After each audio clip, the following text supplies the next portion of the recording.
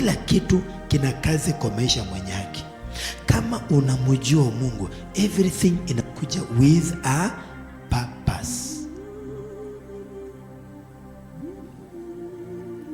Kuna watu kama hujaipungukiwa, mtu akikwambia sina, hutamwelewa.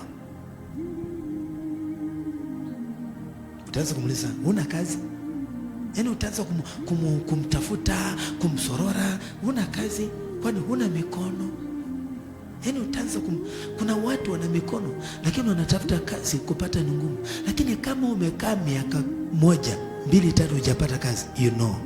Sasa mtu akwambia hata sina unga bro, sina, unaelewa, hata una kucompromise.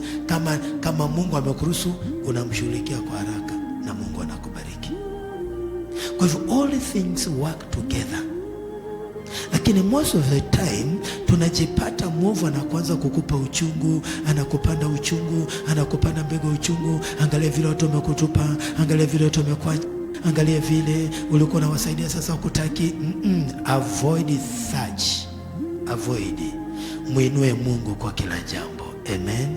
Hata watu wakikutupa, muinue Mungu. Usikubali uchungu upande nafasi ndani yako.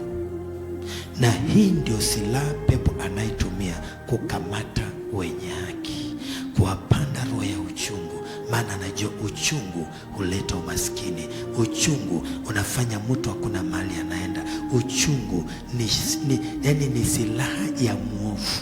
Inafanya maombi yako inanuka uvundo. Inafanya maombi yako inakuwa kama moshi mbele za Mungu.